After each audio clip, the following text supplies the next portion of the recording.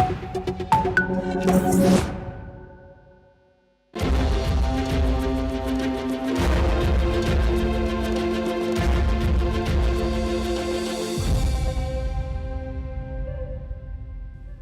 and welcome. I'm Suma Katauka and you're watching the Africa Brief on NewsX World. Let's take a look at the top stories of this hour. Nobel Peace Laureate Denis Mukwege has condemned the Kinshasa M23 peace process as illegitimate and precarious, warning that it serves foreign mineral interests rather than addressing root causes of the eastern DRC conflict.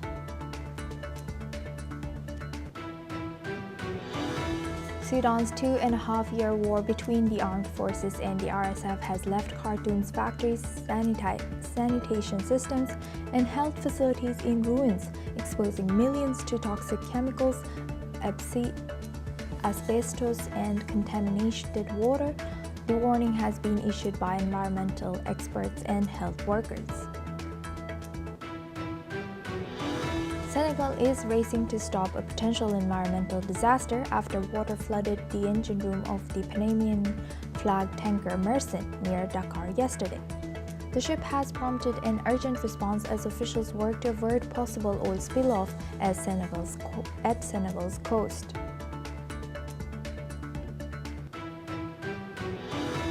Egyptian Foreign Minister Badr Abdulati has delivered a written message from President Abdel Fattah al-Sisi to Pakistani President Asif Ali Zardari, calling for deeper bilateral cooperation and a joint roadmap by 2026 across political, economic, military, and cultural sectors, as both countries reaffirmed commitment to stronger ties.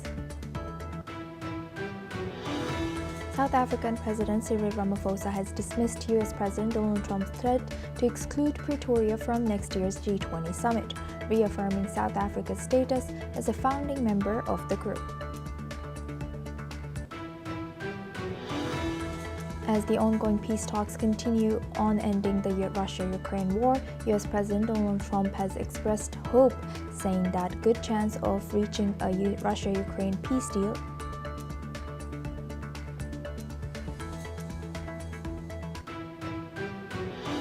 As Ukrainian delegations wrapped up Ukraine peace talks in the United States, U.S. Secretary of State Marco Rubio has said that talks were productive, but more work is to be done on the truce proposal.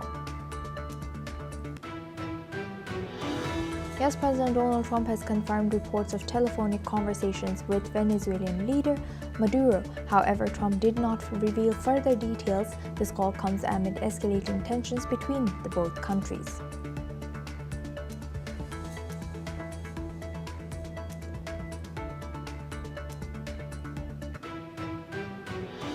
Now for this news, we start with South Africa. South African President Cyril Ramaphosa has dismissed U.S. President Donald Trump's threat to bar South Africa from next year's G20 summit in Florida, reaffirming Pretoria's status as a founding member of the group. Ramaphosa has said that South Africa will remain a full, active, and constructive member of the G20. The dispute follows Washington's boycott of the G20 Leaders Summit held in Johannesburg under South Africa's presidency last month, after Trump claimed the country refused to hand over the G20 presidency to a U.S. embassy official, a claim Pretoria says is false.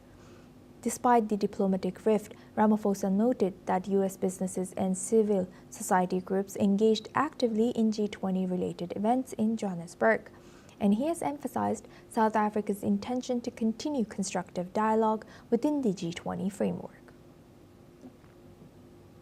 Now for this discussion, we welcome former Ambassador Mahesh Sachdev. He's a former Indian High Commissioner to Nigeria, joins us live from New Delhi. Thank you very much, Ambassador, for joining us again.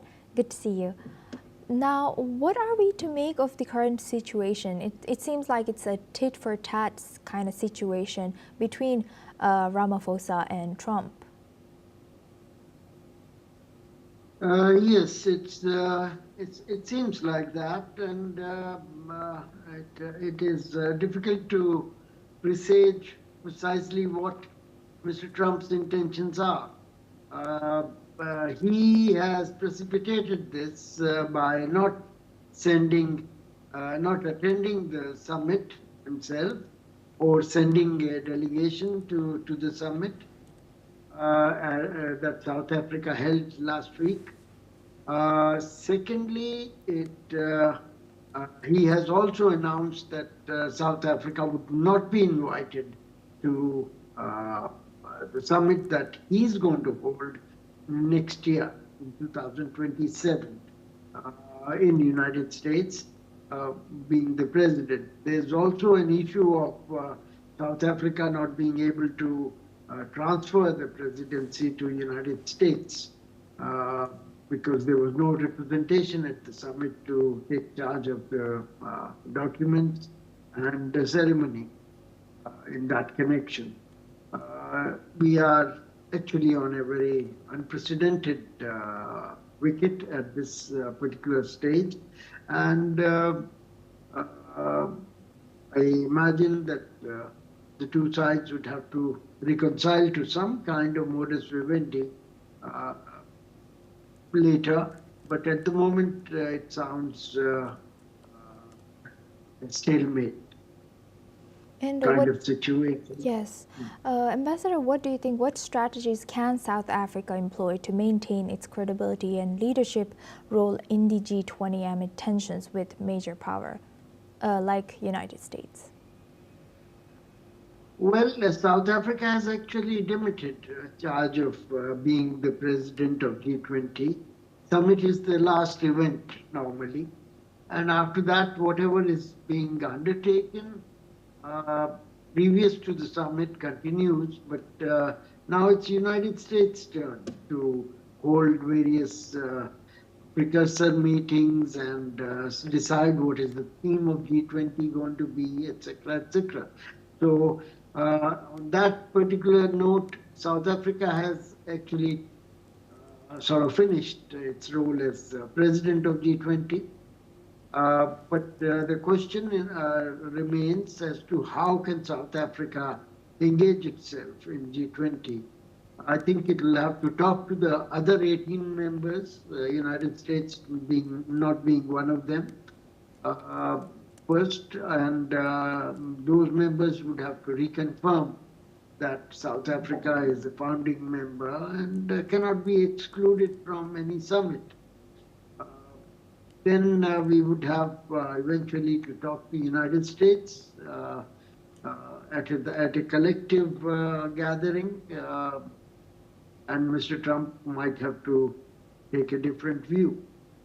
He is known to change his mind, but here, given the tradition of subtle hostility that he has adopted towards Mr. Ramaphosa, claiming that whites, Afrikaners were being maltreated, their funds were being expropriated, etc., etc. So that manifests itself in a domestic sort of view as South Africa being anti-white. The MAGA base of President Trump would therefore be hostile to South Africa, and President Ramaphosa would have to somehow find some voices in MAGA itself that would convince Mr. Trump and take alternate views. It should not be difficult because a number of white Afrikaners have stakes in the United States. One of them being Elon Musk, the world's richest person, who was an ally of President Trump till recently and has rejoined President Trump last month when he attended the dinner for Saudi Crown Prince in White House. And lastly, how does such disagreements within G20 impact the group's ability to address global economic and security challenges effectively if this goes on? A very good question. Thank you. I think G20's effectiveness has been quite limited of late. The real effective organ for international economic coordination has been G7. G20 is an extension and is designed to include a number of non-Western countries such as India, China, Russia, etc. So as to give a illusion of multipolarity and inclusiveness. G20's involvement has been a bit marginal in the world economic issues, and the process would be further accelerated if South Africa and United States continue to fight over even the basic membership of South Africa to this body. Great. With that, I would like to thank Ambassador Mahesh Sachdev for sharing that insight. Please stay with us as we come back to you for our next discussion as well. Now, moving the focus to Senegal, Senegalese authorities are racing to prevent a potential oil spill after water entered the engine room of the Panamanian flagged tanker Mersin near the Dakar's coast. The vessel is owned by Turkey's Mersin Shipping Inc. and managed by Besiktas Shipping, according to the data from the London Stock Exchange Group. The incident, which led to the vessel issuing a distress signals, occurred overnight from 27th to 28th November, prompting the deployment of tugboats and specialized teams from Senegal's Navy and Maritime Authority, the Port Authority have shared. Now moving on to our next news, the President of the Democratic Republic of Congo and Rwanda are set to travel to Washington next week to sign a peace deal and meet with U.S. President Donald Trump. The meeting is expected on December 4th. The war in eastern Congo this year has killed thousands and displaced hundreds of thousands, with the Rwanda-backed M23 rebel group seizing the region's two largest cities. While Rwanda denies backing M23, UN experts have reported that it exercises command and control over the group. Security measures in the June deal called for operations against the Democratic Forces for the Liberation of Rwanda and the withdrawal of Rwandan troops. Meanwhile, Congolese President Felix Tshisekedi has emphasized that the Rwandan troop withdrawal is essential for true regional and economic integration. Now for this discussion, we welcome back Ambassador Mahesh Sachdev. He's a former Indian High Commissioner to Nigeria, joins us live from New Delhi. Thank you very much, Ambassador, for staying with us. Now looking at this, what challenges could arise in ensuring the withdrawal of Rwandan troops and the disbanding of the M23 rebels, given the reports of Rwanda's ongoing control over the group? And if I remember correctly, I think there was a similar peace deal that was signed in U.S. this year. You are very right. The two leaders had met in White House and signed a deal in June that laid out a timetable towards peace between the two countries and in withdrawal of Rwanda's troops from eastern part of Congo. Successive agreements have been signed elsewhere, including at Doha last month, but peace is yet to return, and the eastern part of Congo bordering Rwanda continues to see violence and instability.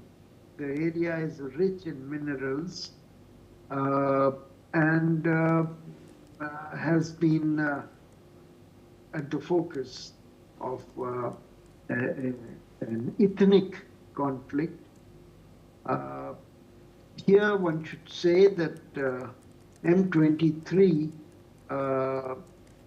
is allegedly supported by Rwandan troops, Rwandan defense forces, and on the other side, Rwanda alleges that there are militias of Rwandan rebels, including those who were involved in the genocide 25 years ago in Rwanda, that are operating from this eastern part of the country.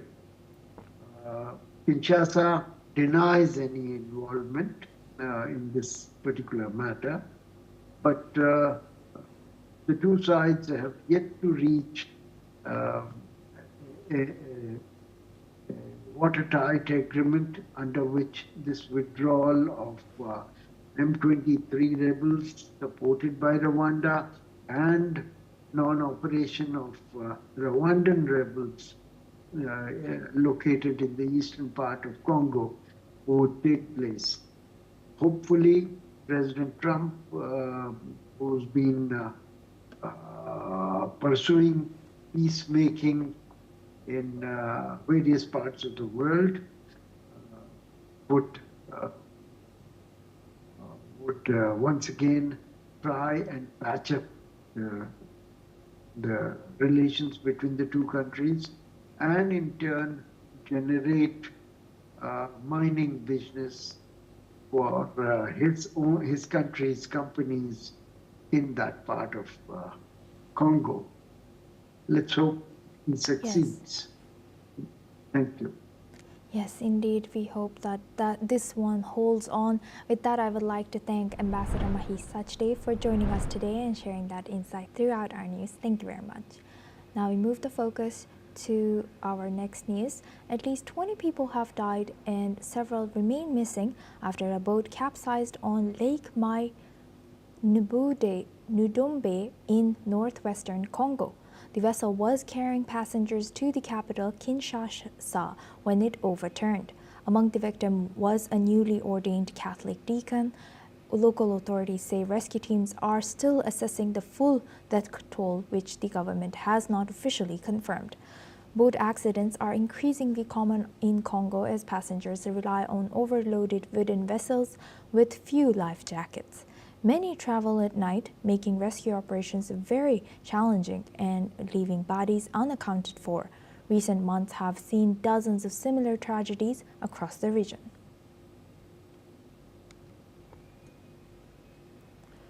At least 20 people have passed away and several remain missing after a boat capsized on Lake Mai Ndombe in the northwestern Congo. The vessel was carrying passengers to the capital, Kinshasa, when it overturned. Among the victims was a newly ordained Catholic deacon, and local authorities say rescue teams are still assessing the full death toll, which the government has not officially confirmed. Boat accidents are increasingly common in Congo as passengers rely on overloaded wooden vessels with few life jackets. Many travel at night, making rescue operations highly challenging and leaving bodies unaccounted for. Recent months have seen dozens of similar tragedies across the region.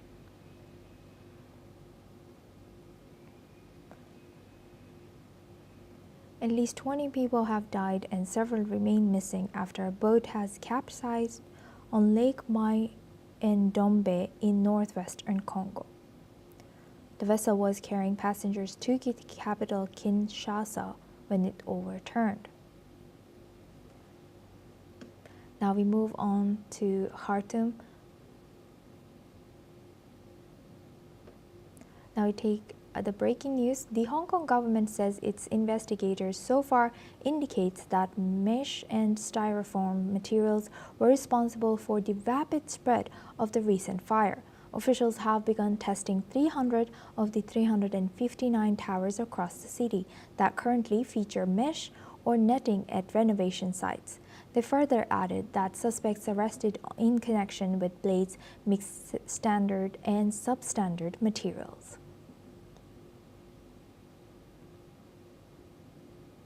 Now we move on the focus to Peru. Tension is rising at the Chile-Peru border, where a group of migrants have been stranded for days after Peru deployed soldiers and police to seal its southern frontier. Officials say the move comes as migrants attempt to flee Chile following threats from far-right presidential frontrunner Jose Antonio Cast, who has vowed to deport undocumented migrants within months if elected.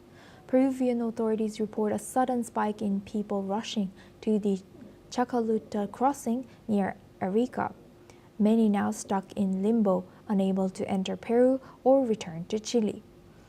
Among them is Cecilia, an Ecuadorian mother who has spent nearly 5 days at the border, saying she's running out of money and desperate to get home to her children.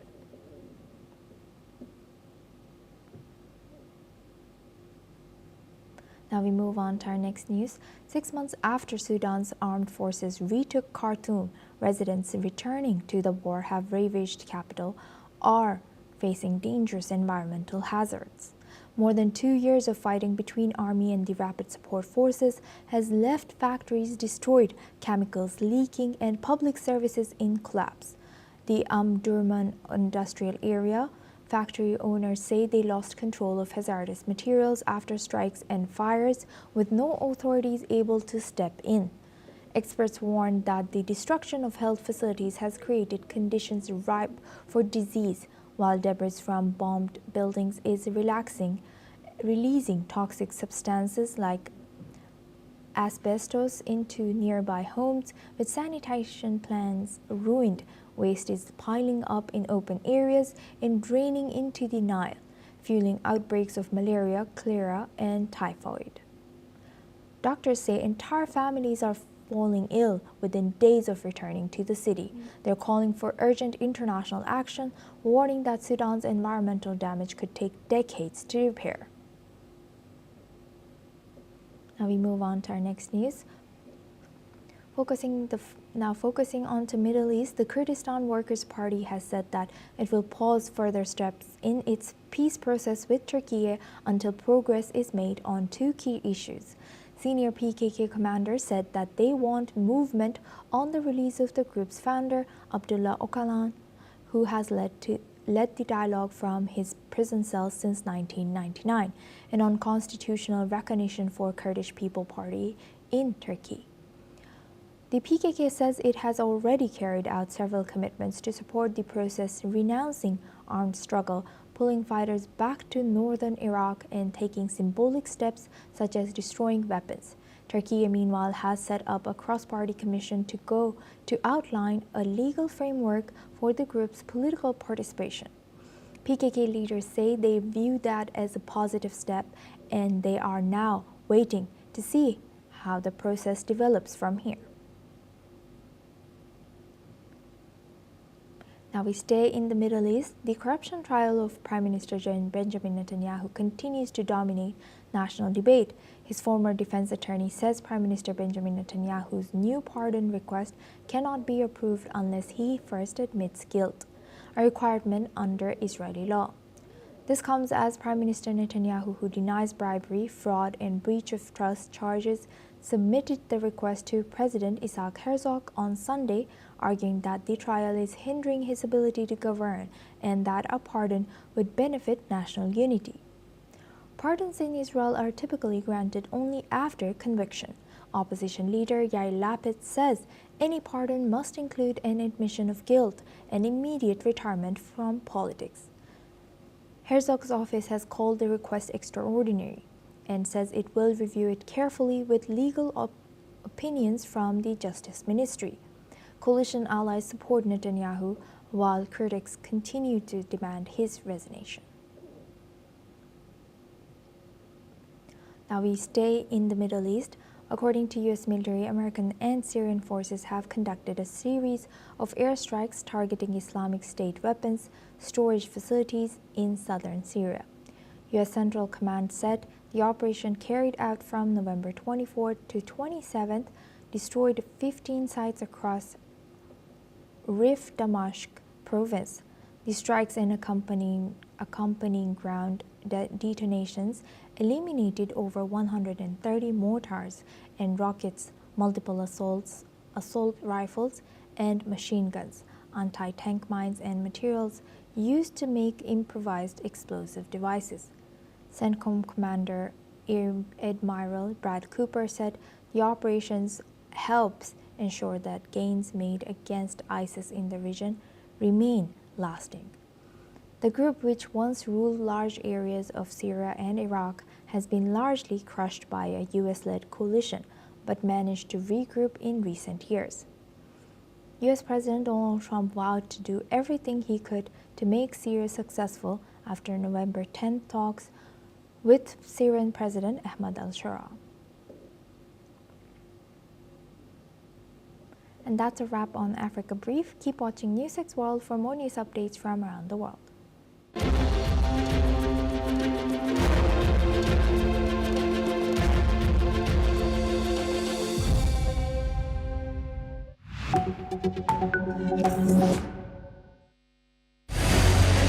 What we can